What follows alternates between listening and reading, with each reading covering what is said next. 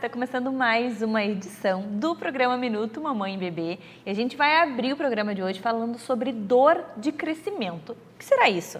A nossa ortopedista pediátrica, a doutora Cíntia, bem-vinda novamente, vai nos ajudar a entender então o que é essa dor do crescimento, dor de crescimento. Conta para nós, doutora. Obrigada, Mari, tudo bem? Tudo bom. Na verdade, assim, eu recebo muita gente no consultório, é uma queixa bem comum de pais levando os filhos que eles têm dores nas pernas. É uma queixa bem frequente. Normalmente são dores noturnas, às vezes a criança acorda à noite com dor, gritando, chorando, no outro dia como se não tivesse acontecido nada. Olha só. Então, essas dores são dores realmente importantes, a criança realmente tem dor, chega a chorar de dor, chega a não querer caminhar. E são dores que a gente não tem muita explicação, a gente não tem uma comprovação científica do que, por que elas acontecem. Existem algumas teorias e uma delas fala que essa dor acontece por desequilíbrio entre o tamanho do músculo e o tamanho do osso. Então, essa é uma dor que acontece aí, começa mais ou menos por volta dos 3 anos e pode ir até os 10, mas a faixa principal é por volta dos 5 anos. Então, esse é o momento que a criança cresce bastante. Então, eu sempre pergunto para a mãe, a calça ficou curta? Perdeu calça? Porque às vezes a blusa a gente não percebe que ficou curta, né? O vestido não percebe que ficou curto, mas a calça a gente percebe que ficou no meio da canela. Então, eu sempre pergunto se teve algum crescimento e normalmente está relacionado com esse crescimento um pouco mais rápido. O que acontece? O osso, ele cresce primeiro. Então, o osso, chega num comprimento, mas o músculo, a fibra do músculo não cresceu tanto ainda. Olha só. E aí, o que acontece? A criança continua correndo, pulando, brincando, fazendo todas as bagunças que ela é capaz de fazer e chega no final do dia, por um músculo muito curto, ele acaba tendo dor, que é o que o pediatra acaba chamando de dor de crescimento. Entendi. E aí a mãe faz o quê? Massagem. Né? Uhum. Então, tô com dor? Tô com dor, vai massagear. E a massagem é realmente o ideal. Raros são os casos que a gente precisa da medicação analgésico, algum tipo de analgésico. O ideal mesmo é fazer o calor local, porque o calor local, é por isso que a massagem, né, libera calor, o calor local ele relaxa a fibra do músculo e ajuda a aliviar a dor. Ai, que sensacional saber isso, porque é muito bom, porque às vezes a gente já se apavora, então, lógico, eu sempre digo, né, que qualquer dor, que a gente sempre tem que buscar um profissional, mas naquele momento, às vezes, como você falou, de noite acontece, então fazer aquele calor, aquela massagem, às vezes ter um olhinho, um creminho, né? Isso, e não é manha, realmente a criança tem dor. O que pode, nem sempre está associado, mas pode, a grande maioria das vezes está associado a um dia que fez muita bagunça, que correu bastante, ou aumentou, se exercitou muito. E no outro dia, essa é a característica, tem muita dor, às vezes acorda com dor e no outro dia como se não tivesse acontecido nada. Agora, se realmente aparecer algum tipo de mancha roxa, não querer pôr o pé no chão no outro dia, febre, algum tipo de edema, tumoração, aí, né? Não é mais a gente tem que afastar as outras lesões. Porque às vezes a gente pensa assim, foi um mau jeito que você deu, né? Porque também é meio parecido, assim, porque de noite estava com a dor e aí no outro dia passou. Então, foi porque você se exercitou muito, que nem a gente quando vai na academia, faz musculação e fica com aquela dor no músculo. Então, é o que eles sentem também, justamente por isso que você explicou e por eles terem se mexido muito durante o dia e forçado. Eles são muito ativos, né? E que bom. Sim. Que eles precisam ser realmente, mas que ótimo saber que a massagem ajuda. E também esse alerta de que se passar do limite esperado, a gente tem que buscar um profissional, porque às vezes eu vejo o caso da criança não conseguir colocar o calcanhar no chão, porque sente muita dor, daí já é outro assunto, pode ser não outra tem nada doença, a ver com esse tipo de dor. Então, tem que investigar, ou pelo menos consultar, para a gente ter essa capacidade de avaliação se isso é benigno, que essa dor é completamente benigna e ela vai passar com o crescimento, ou se tem alguma outra coisa escondida. E tem alguma idade específica, uma média da idade que esse tipo de dor... A idade média é ali mais ou menos 4, 5 anos. Tá? Quando eles dão essa estirada, dar essa esticada. Normalmente, depois dos 10 anos, isso não acontece mais. Entendi. Tá. Então, se por um acaso tiver algum caso, assim, depois dos 10 anos, tem que dar uma investigada, porque daí pode ter sido realmente algo, né, uma lesão que fez algum movimento que, Trauma, né? que fez um trauma, enfim. Doutora, adorei, muito bom, porque às vezes a gente não entende determinados assuntos e acha que é manha, acaba cobrando da criança, mas como se ontem estava doendo, hoje não está mais? Então, como é bom a gente ter esse conhecimento, porque depois a gente fica até desconfiando da criança. E é uma judiaria, né? Porque realmente eles têm essa dor, porque eles passam por esse processo. Nós passamos também isso que a gente não se lembra. Tem famílias que isso é mais presente do que outras. Então, às vezes, a mãe fala assim, eu também tinha isso. Então, a gente vê que tem famílias que isso acontece com mais frequência, tem famílias que não tanto. Que legal, doutora. Muito obrigada por trazer esse tema, achei bem legal. E até o próximo encontro. Até o próximo.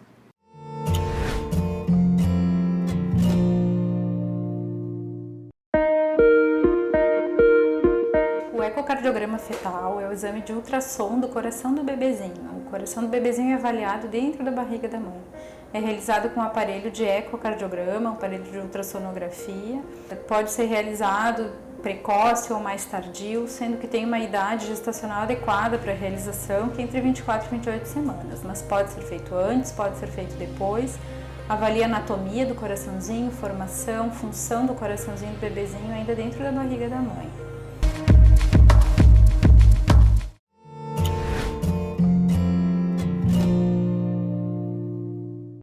Agora nós vamos falar sobre os perigos de brincar ao ar livre. Carol, bem-vinda novamente ao nosso programa. Olá. Tudo bem? Vamos falar um pouquinho então sobre esse assunto. Existem perigos? As mães precisam se preocupar? Como é que tu enxerga essa situação? Então, é interessante a gente tentar entender a diferença entre risco e perigo, porque, claro, existem riscos no brincar ao ar livre. Uma criança pode subir numa árvore, cair, quebrar um braço, se arranhar, ser picado por algum animal, mas isso é um risco. Um perigo seria, por exemplo, um balanço quebrado, ou a criança andar de bicicleta fora da ciclovia sem capacete. Isso é um perigo e a gente deve evitar porque não tem nenhum benefício para a criança.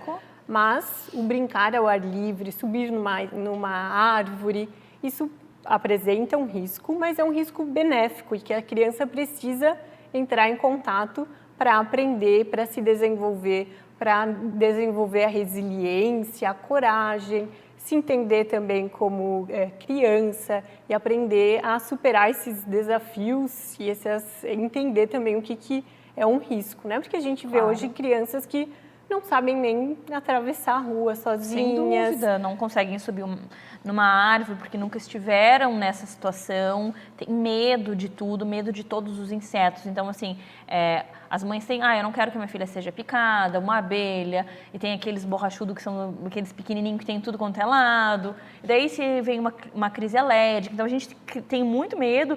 E o que a gente está fazendo?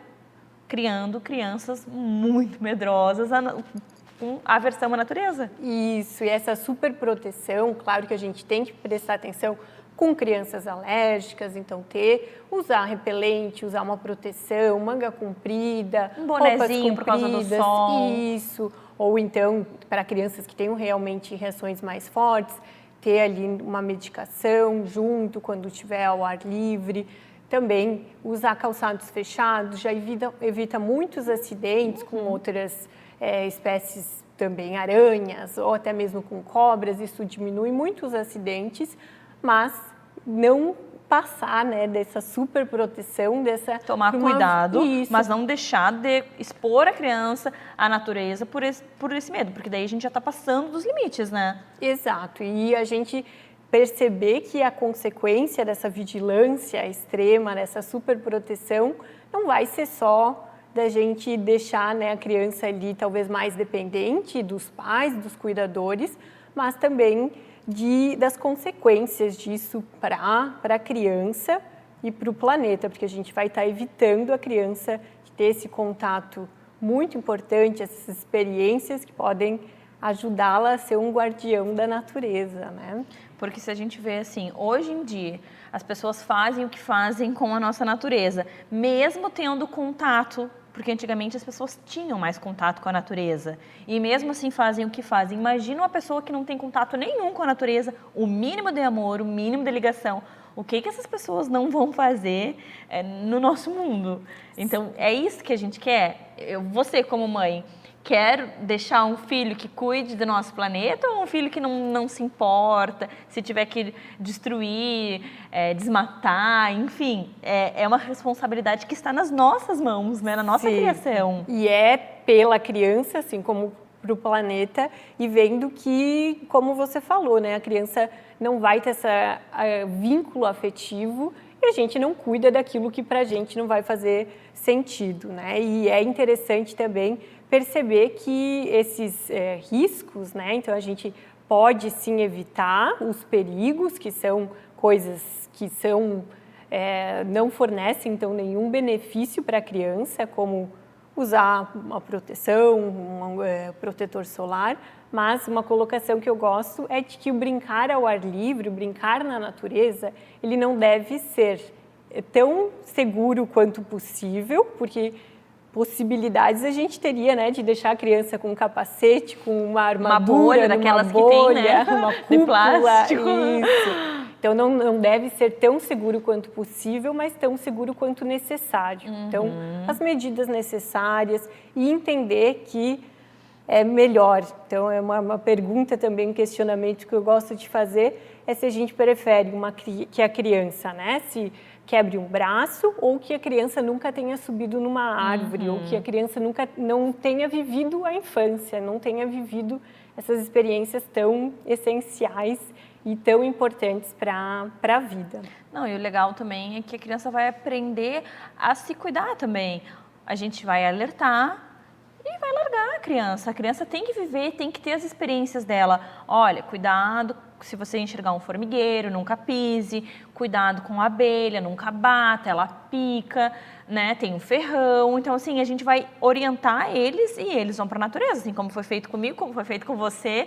Tá existindo agora, nessa nova geração, uma quebra do que vem acontecendo há muitos anos, né? Exato. E o adulto também se informar, saber que não são todas as aranhas que são perigosas, então saber minimamente como identificar e passar essas orientações para a criança. Então, se você vê uma aranha, mantenha a distância, uma cobra, não chegue perto, chame um adulto, chame um responsável e não tentar amedrontar, né? Porque senão as crianças estão sempre cheias de medo, com fobias. Então, trazer as informações, falando o que ela deve e o que ela não deve fazer, mas não aquela coisa também, né? Muitos pais, isso, às vezes o pai e a mãe acabam passando para a criança aquela fobia por insetos, parece um besouro entra em casa, né? A família inteira gritando, é muito difícil que a criança não vá sair, óbvio, com certeza. Então traumatizada aí com esse distanciamento do mundo natural.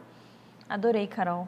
Muito bom a gente trazer esses assuntos aqui para o programa, porque às vezes as mães estão focadas nesse universo e não param para se dar conta do prejuízo que isso vai trazer para o filho e para o planeta. Adorei, muito obrigada por dividir tanto conhecimento aqui conosco e até o próximo encontro. Até mais.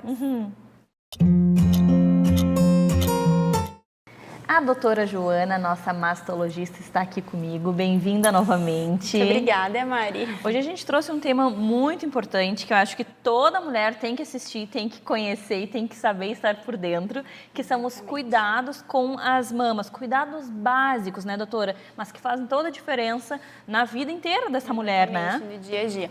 É bem isso. A mama é um local do nosso corpo que geralmente passa despercebido, né? Mas, assim, e é tão sensível, né? Tão sensível. E a gente mal sabe que tem cuidados específicos e muito importantes. Então, por exemplo, assim, um dos mais importantes, que talvez seja até banal, a gente já parou para pensar, tá usando o sutiã adequado? O tamanho adequado? Nossa, é tão automático que a gente, na hora de comprar sutiã e de vestir, acaba não pensando nisso. Pensa, às vezes, só na estética, né? Exatamente. Se é bonito, se é bonito, se não é. Mas, assim, o conforto é fundamental. Então, assim, o sutiã, ele tem uma função, que é de sustentar as mamas, né? Às vezes, a mama fica sem sustentação, acaba repuxando a musculatura que está atrás, os ligamentos, às vezes o próprio peso, dependendo dependendo do tamanho da mama da mulher, pode causar alteração na coluna. Então, assim, ele tem que ter uma alça larga para fazer a sustentação dessa mama, cuidar com o aro, né, o ferrinho que fica embaixo do sutiã, porque é muito comum, isso no consultório eu pego assim, ó, quase todo dia. O aro do sutiã fica passando no finalzinho da mama ali, fica pressionando. Então, um dia, 2, tudo bem, mas ao longo do tempo vai machucando esse tecido e vai machucando a mama, né, que é a pele da mama, que é uma região muito sensível. Costura do sutiã, às vezes tem aqueles sutiãs que tem a costura na metade, que fica pressionando o mamilo, que é um local super sensível, né, pode causar desconforto. Existem bastante mitos também. As pacientes perguntam, é verdade, doutora, que se eu usar sutiã sempre seguido, a minha mama não vai cair menos, né? Isso é mito, porque o sutiã tem essa função de sustentar, mas a gravidade continua agindo, né, ao longo do tempo. Se a mulher nunca usar sutiã e se ela usar o sutiã sempre, não vai mudar em nada. Exatamente, a gravidade vai agir da mesma maneira. Chega pra nós, temos, né? O que acontece? Além disso, as pacientes falam, quem usa sutiã cresce mais a mama, porque ela fica sempre... Não é verdade também. Posso dormir com sutiã? Não devo dormir com sutiã? Isso a gente tem que individualizar. Tem paciente que não se sente confortável, né, dormindo com o sutiã. E tem paciente que já, não consigo dormir sem sutiã. Então, não tem problema. Cada um sabe, né, de si o que é melhor e o que não é, mas contanto que siga essas recomendações adequadas. Outra coisa importante é o tecido do sutiã. Porque, de preferência, ele tem que ser de algodão, porque o algodão é um tecido hipoalergênico, que deixa um grau de ventilação ali na pele da mama, no mamilo, porque é um local que a gente acaba suando, acaba crescendo fungo, bactéria, pode dar dermatite, pode dar coceira ali no bico do seio, reação em função do tecido sintético do tecido do sutiã, isso é muito comum também. Então, são cuidados assim que a gente nunca para pensar, mas são super relevantes para o dia a dia, né? Dor na mama. Às vezes a paciente chega assim, ai meu Deus, eu tenho alguma coisa na mama, porque me dói, então assim, o que é? Às vezes é o sutiã. Muitas das pacientes, só de ter a recomendação, a orientação do sutiã adequado, mais de 90% já melhora só com a recomendação do sutiã correto. É uma coisa tão, né, que a gente não dá bola, mas é tão importante. A posição que a gente dorme, às vezes dorme de bruço, em cima da mama, de lado, então tem que cuidar com isso. Não tem problema, pode dormir na posição que quiser, mas às vezes ficar pressionando a mama a noite inteira pode causar algum grau de desconforto. A gente já se apavora, o que eu tenho, estou com algum problema e foi só o jeito que dormiu mal ali por cima, né? Claro que quando a gente tem algum sintoma tem que procurar orientação médica, né? Porque às vezes é disso, vai receber a orientação. Às vezes é uma dor muscular, que atrás da mama a gente tem aquele músculo que passa, às vezes dói o músculo, essa dor corre para a mama e a gente fica achando que é da mama e é de uma outra estrutura que está ali por perto, né? Além disso, fazer a avaliação, ver se não tem nenhum nódulo, se é uma reação hormonal, porque a mama, durante o ciclo menstrual, ela responde aos hormônios do corpo. Então, no período pré-menstrual, né, quem já menstruou sabe que a mama fica um pouco mais sensível, um pouco mais inchada, né? Isso é porque a mama é um tecido que tem receptores hormonais e ao longo do ciclo menstrual, isso a mama vai se moldando, né? A ida no ginecologista ou no mastologista anualmente é super importante, porque ele vai fazer o exame físico, vai palpar suas mamas, vai ver se tem alguma simetria, alguma retração, algum nódulo palpável. Claro que fazer isso em casa também é importante, mas é o especialista, né? Ele está mais acostumado. E além disso, ele vai te direcionar qual é o exame que você tem que fazer, a partir de que idade. Então, assim, via de regra, a gente sabe, ainda mais com a campanha do Outubro Rosa, que mulheres a partir dos 40 anos têm indicação de fazer mamografia anualmente para prevenção do câncer de mama, né? Mas, assim, existem exceções. Por exemplo, as pacientes de alto risco para câncer de mama, elas devem começar esse rastreamento mamográfico antes. E é o médico que vai te dizer se é só a mamografia, se no teu caso vai precisar de ultrassom ou não, se vai precisar fazer outros exames, como, por exemplo, a ressonância magnética, que é um exame exame super específico, tem indicações específicas, por exemplo, para avaliação de pacientes que têm implantes mamários. Então, tudo isso, a consulta anual com o especialista é importante, né? Outra coisa que a gente não faz muita associação no dia a dia, mas que é muito importante também é a questão da atividade física, alimentação e hábitos de vida, né? Isso tem tudo a ver com a prevenção do câncer de mama, né? A atividade física, ela consegue diminuir a chance da paciente ter, da mulher ter câncer de mama, e também a paciente que já teve o câncer de mama consegue diminuir a chance de recorrência. Olha só. É um dado fundamental. O tabagismo, o etilismo, né? Paciente que tem o hábito de beber diariamente. Então, tudo isso a gente vai conseguir orientar durante a consulta médica, né? E em casa, claro, tem que palpar a mama, tem que se tocar.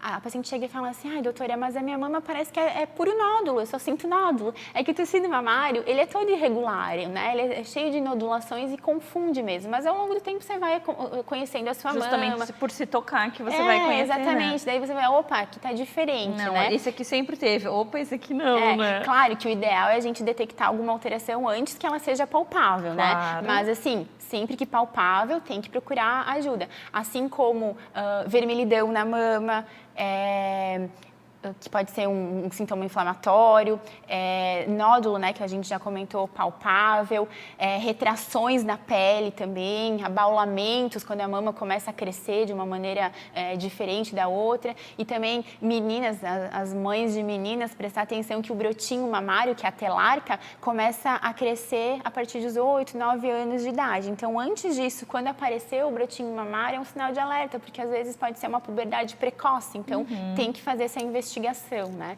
Então, são muitas questões, né, que tem tudo a ver com a mama, que às vezes a gente não correlaciona e que são importantes. Nossa, adorei, aprendi muito. Várias coisas vou colocar no meu dia a dia. Ótimo. E tenho certeza que a mulherada que está nos acompanhando também vai começar a tomar mais cuidado com tudo isso que a doutora falou. Querida, obrigada e até o próximo encontro. Eu que agradeço, até mais. Agora a gente vai falar sobre um tema muito legal e que é bem difícil estabelecer depois que a criança nasce. Ju, bem-vinda ao nosso programa novamente. Obrigada. Você trouxe um tema sensacional, que é a relação do casal após o nascimento do filho. As divisões, o casal em si, que agora a gente tem mês dos namorados. Será que o casal conseguiu comemorar, curtir? Enfim, você como psicóloga perinatal deve ver muito isso no consultório, da mulher não se sentindo mais mulher, se sentindo só mãe. Então, conta pra mim um pouquinho sobre esse assunto. Então, justamente eu achei interessante trazer esse tema nesse mês de junho, né? Porque a gente fala muito aí do mês dos namorados, então tem o dia 12, né? Que por mais que a gente saiba que é uma data bem comercial, eu acho que é importante trazer essa reflexão para o casal. Então, porque mesmo sendo comercial, se a gente não consegue se inserir, a gente já fica mal, né? Então, poxa, todo mundo está comemorando, menos eu, porque eu tô com um bebê aqui, não consegui curtir meu namorado, meu marido, né? Então, e entra aquela questão de, a gente tem que comemorar sempre, eu concordo muito, mas assim, tendo uma data, então, pra gente pensar sobre o casal, vamos aproveitar, né? Eu acho que refletir, como é que tá o namoro na vida de vocês, né? Especialmente dos casais casados e com filhos, que a gente sabe que vai dificultando um pouquinho, né? Então, aproveitar essa oportunidade. A gente tem muito o que falar sobre esse assunto, mas eu pensei hoje em falar tanto com o casal que já tem filhos, quanto com aquele casal que está no planejamento. Então, estão passando aí pelo momento da gestação, né, por uma espera aí pelos filhos.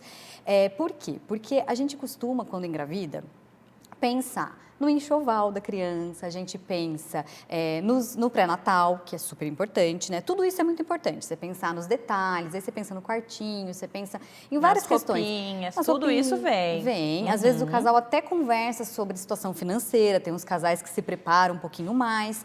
Mas muita gente, não sei se a maioria, tem dificuldade de pensar no casal.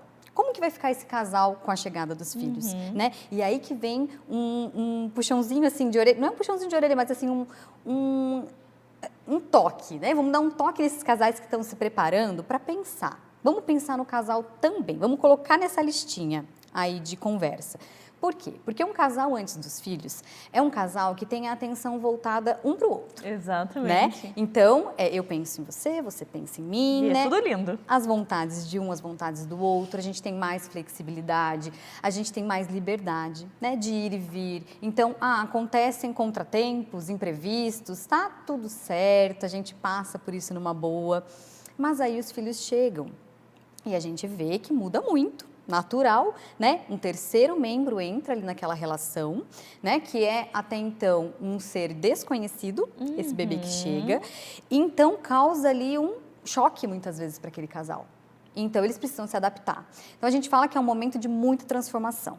Muita adaptação na vida desse casal, eles precisam entender que esse relacionamento vai ter que se reconfigurar, porque agora existe essa criança que tem as atenções todas voltadas para ela, né?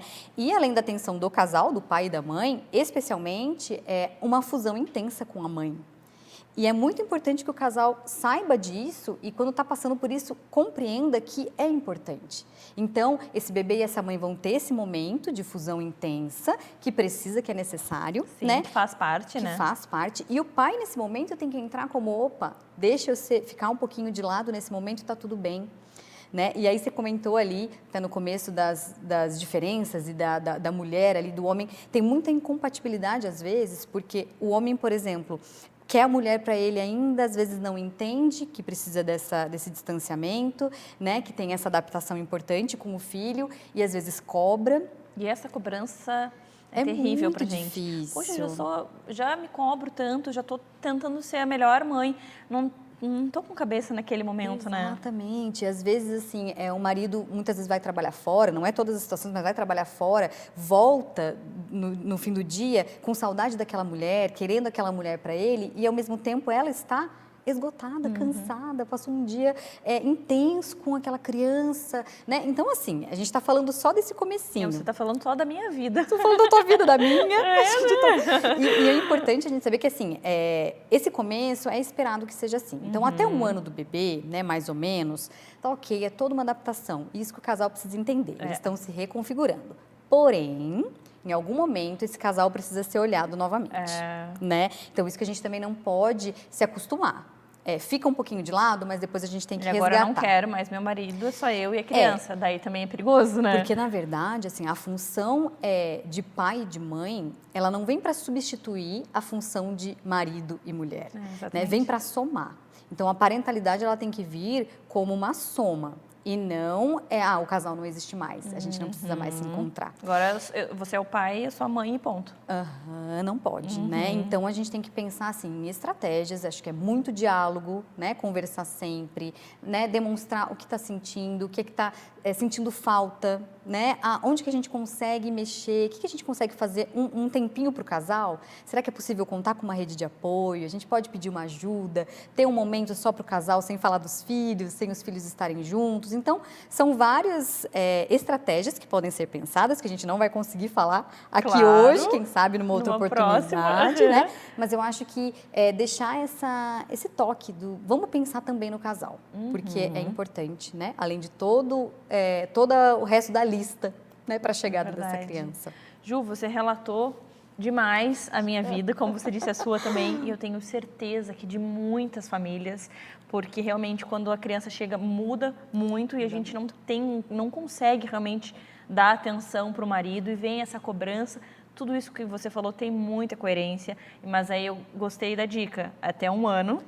Depois disso, não existe assim, né, uma data certa. Claro, mas pra gente analisar, né? Que no começo ali, puerpério, e, né, ok, é esperado. Mas depois disso a gente tem que voltar a atenção para o relacionamento do casal também. Adorei, aprendi muito e tenho certeza que a gente ajudou muitas mulheres também a entenderem um pouquinho mais sobre esse assunto. E lembre-se sempre, quando estiver muito pesado, quando você estiver com dúvida, procura um profissional para te ajudar, para te orientar, para a gente não ver tantos casamentos se acabando, né, depois do nascimento de um filho. Muito obrigada, querida, por todas as suas informações e até o próximo encontro. Obrigada a você. Até. Hoje, a Mari e a Lívia, bem-vindas, meninas, trouxeram um tema que eu estou apaixonada. Crenças limitantes. E isso começa lá na infância, Lívia, conta pra mim. É verdade.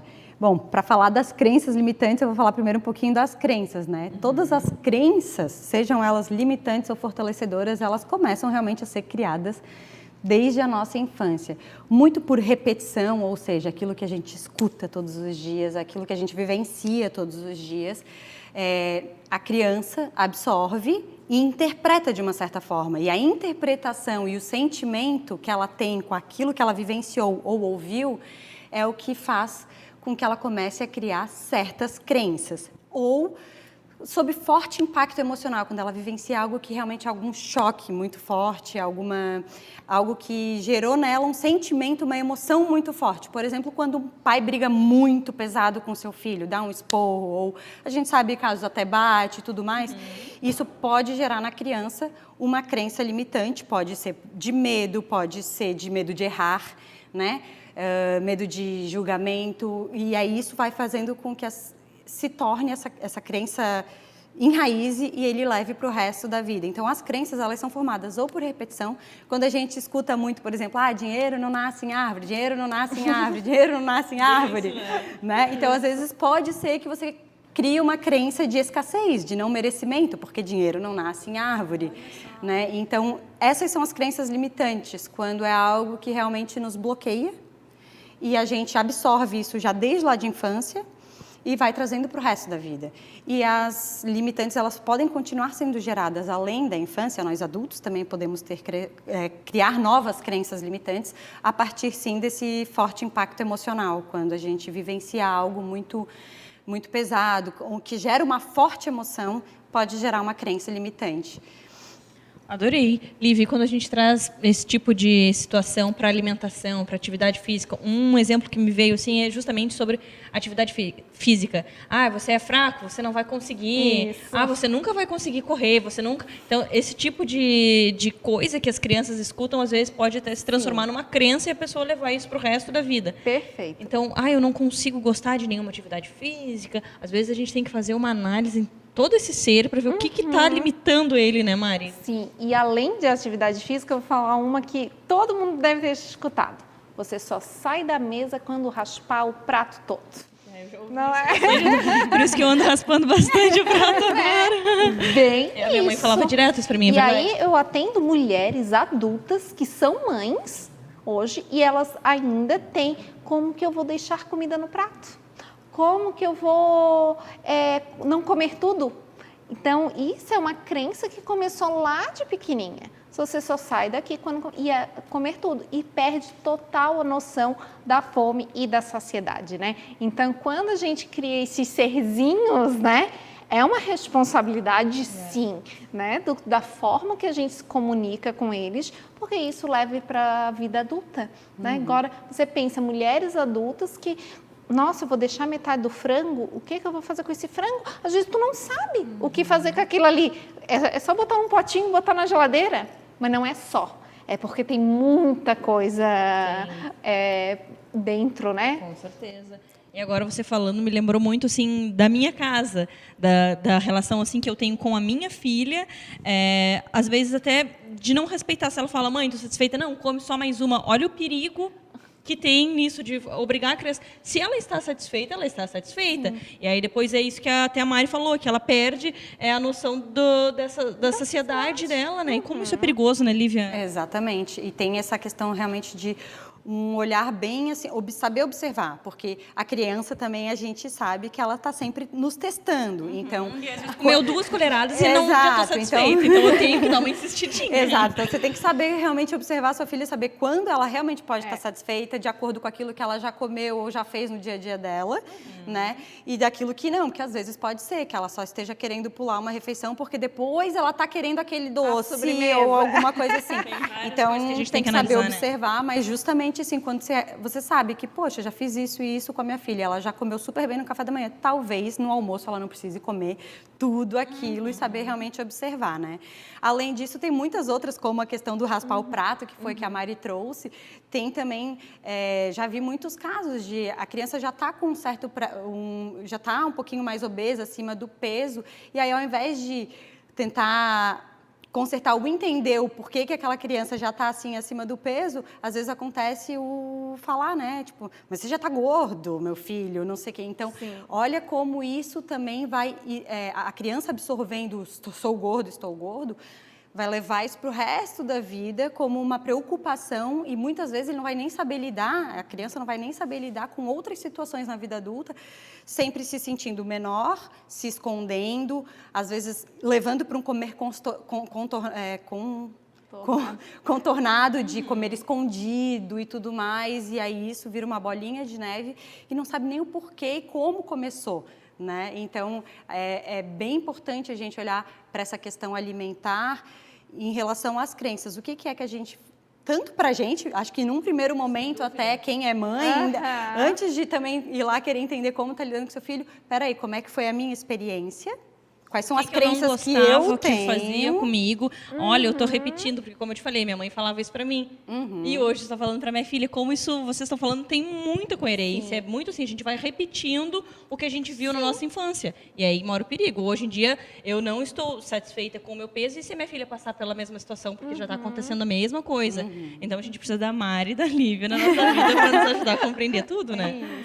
Meninas, adorei. Sensacional. Achei assim, ó, muito legal esse tema, porque realmente a Mari citou uma frase assim, que quando a gente tem esses serzinhos, a gente tem que tomar muito cuidado com tudo, sim, é verdade, porque é uma vida ali. E aí amanhã ela pode ser obesa, ela pode sofrer com qualquer tipo de transtorno alimentar, e, enfim. E isso é uma responsabilidade dos pais. A gente primeiro tem que entender, porque nem nós conseguimos lidar às vezes, né, para poder ajudá-los, né? Exatamente. Eu queria botar um porém, assim, é justamente minimizar as chances, né, desses transtornos acontecerem, porque o controle total a gente não tem como ter, porque cada pessoa, cada criança vive a sua experiência, mas justamente aquilo que eu estava falando, olhar primeiro para si, para daí poder entender aquilo que eu posso ajudar naquele serzinho, naquela criança que vem comigo, né? Sim, meninas, adorei. Muito obrigada por dividirem tanto conhecimento. Até o próximo encontro. Até. Obrigada.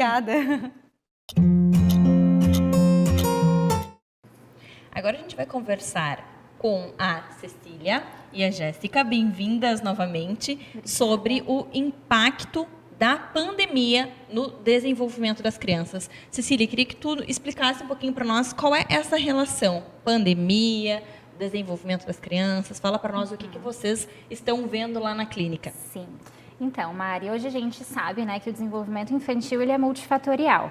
Então, a criança se desenvolve a partir do momento que ela interage com o meio, que ela tem interesse em estímulos diferentes, que ela tem novas experiências, que ela pode explorar esse ambiente com o corpinho dela e desenvolvendo conceitos cognitivos, sociais, de linguagem. Então, hoje a gente vivendo num momento de tanta privação sensorial, né? A gente tem recebido cada vez mais crianças com atrasos no desenvolvimento, mas que a gente vê que não tem nenhuma outra questão que pudesse estar impactando para além da falta de estímulo.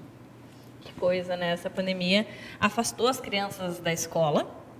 E aí isso atrasa de uma forma muito complicada, porque a escola e esse convívio também com outras crianças, porque às vezes os pais frequentavam outras casas e não só a escola, e as crianças tinham contato com outras crianças e faziam atividades diferentes do que os pais podem proporcionar dentro de casa. E isso tenho certeza que vocês estão vendo lá e deve ser bem complicado para vocês como profissional ver esse déficit, né, no desenvolvimento. Sim, as crianças hoje, elas chegam com uma dependência dos pais muito grande. Então, experimentar o novo para elas está sendo muito difícil, está sendo muito impactante.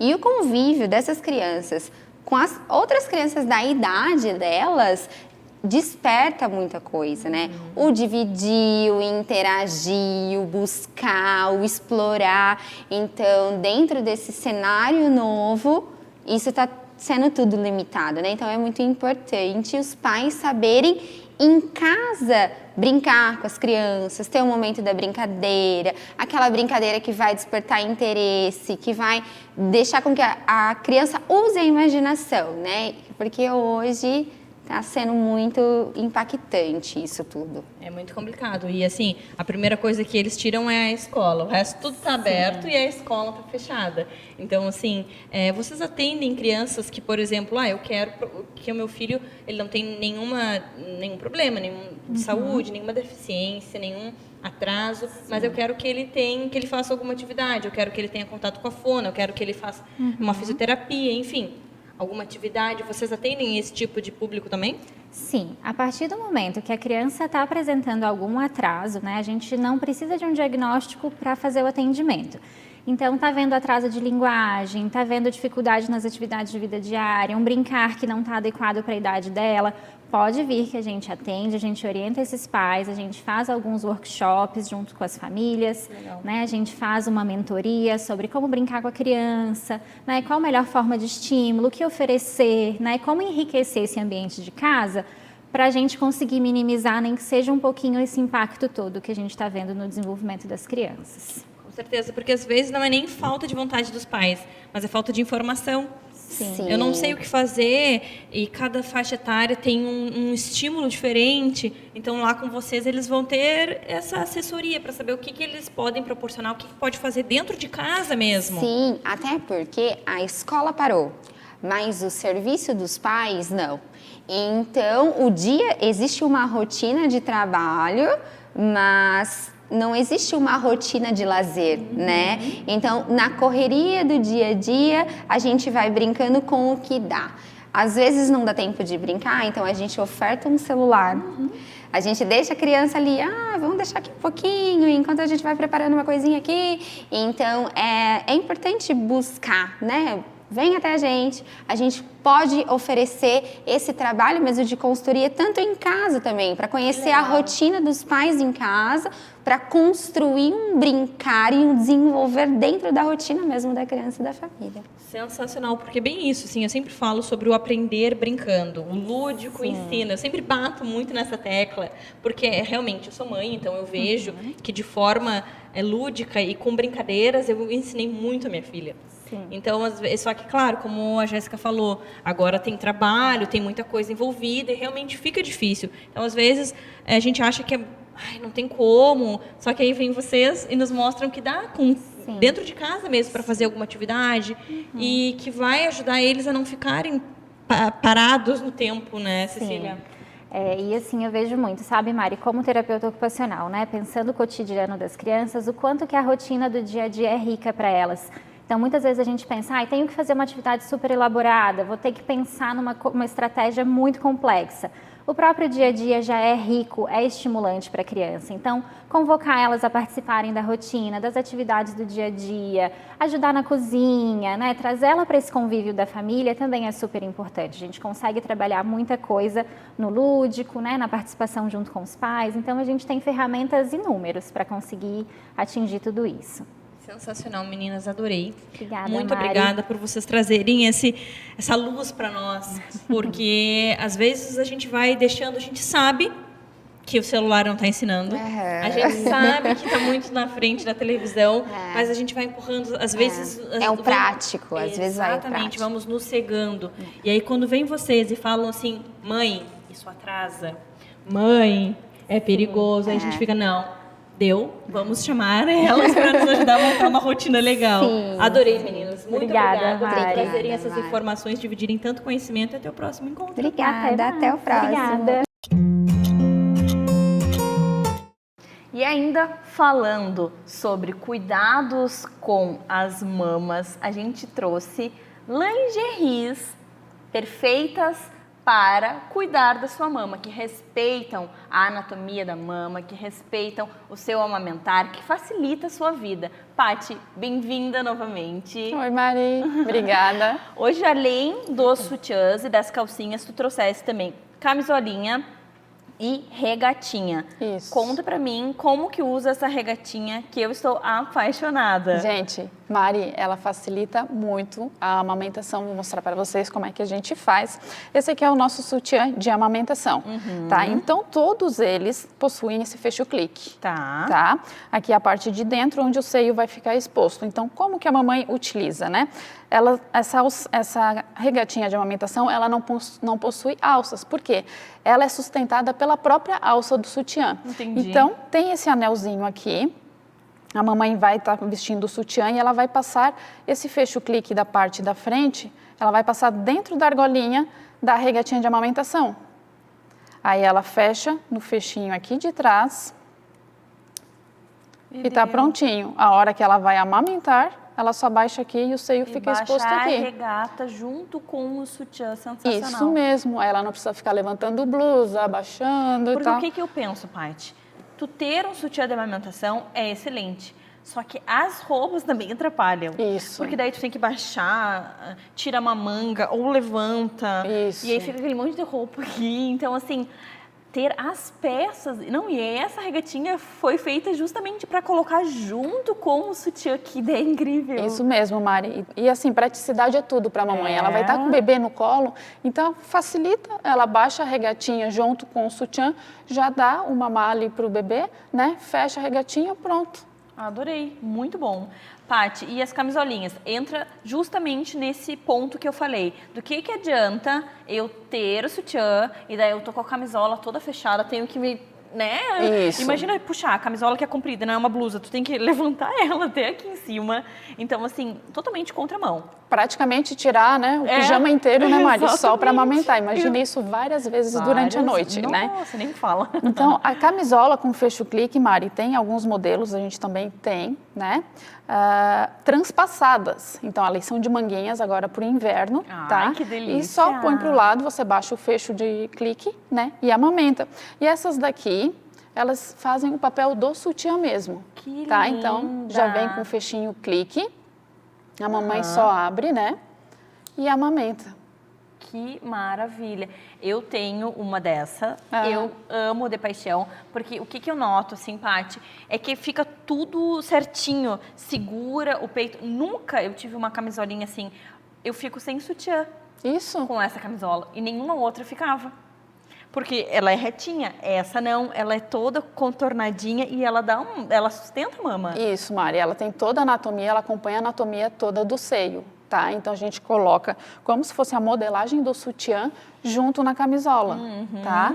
E na nossa modelagem você vai usar o mesmo tamanho tanto de camisola quanto de sutiã. Entendi. Não tem essa diferença, né? E o que eu adorei, assim, é que ela não marca nada. Ela é soltinha, ela é um tecido que não mostra uma celulite, que as gordurinhas não aparecem também. Então, assim, vocês fizeram peças justamente pensando nesse momento que a gente já está todo meio assim, né? Um pouquinho acima do peso, às vezes pinga um leitinho, uma coisa. Então, ela é toda discreta para não deixar a gente envergonhado, passar vergonha com alguma coisinha da maternidade, São né? peças, assim, femininas, delicadas, né? Para a mulher não deixar de esconder o seu lado mulher, né? Que ela também tem que se sentir valorizada nesse período, né? E que tecido é esse? Que é maravilhoso, que parece que abraça a gente. Então, Mari, a gente preza muito pela qualidade dos produtos, tanto das rendas quanto dos tecidos. A gente trabalha somente com poliamida. Tá? Então, é tecido que não vai formar bolinha. Se você tem um pet em casa, não vai ficar com pelinho. Super prático para você lavar também, para manter as suas camisolas bem rapidinho. Então, a gente preza bastante por qualidade também. Nossas rendas de poliamida, porque delas não pinicam e também tem mais durabilidade, né, da sua peça. A gente não quer você usando somente no período do aleitamento. A gente quer que você, né? Eu nunca mais vou, assim que a minha filha parar de amamentar, achas que eu vou me desfazer da minha camisolinha? Não. Nunca. Eu amo ela. E, inclusive, pessoas que já foram lá em casa, minha mãe, cunhadas, que olharam, se apaixonaram. Ai, mas só faz pra mamãe? Eu queria uma assim, porque realmente ela veste muito bem. É isso que eu falo, assim, não mostra uma celulite, não mostra uma gordurinha, ela fica... É gostosa, o tecido é bom. E tem o hobzinho também pra usar, né? Tem o hobzinho que acompanha também. E a gente trabalha com variantes de cores também, Mari. A gente não trabalha com uma ou duas cores, tá? A gente faz uma coleção em torno de 4 cores também estampadinhas, então a gente gosta de diversificar bastante a nossa cartela de cores. Não somente... Tá uma gracinha, né? Isso, a gente não trabalha somente com preto ou assim, chocolate, está praticamente riscado da nossa coleção. O bege? O bege, o famoso bege, a gente não trabalha com bege somente em fundo de sutiã, para dar aquele ar e também para... E daí fica bonito. Isso, como nesse sutiã preto aqui que a gente fez, né? Porque dá todo o destaque da renda também. Aí ficou lindo, nem parece que é um bege, né? Não parece que é bege. Patilice ressignificando o bege. Isso mesmo. Adorei, Paty, sensacional. As peças de vocês são incríveis. Eu posso falar, porque eu realmente uso, tá aqui a prova, ó. Olha aqui, ó, conhece? Eu sei, conheço. Eu amo de paixão, eu acho incrível.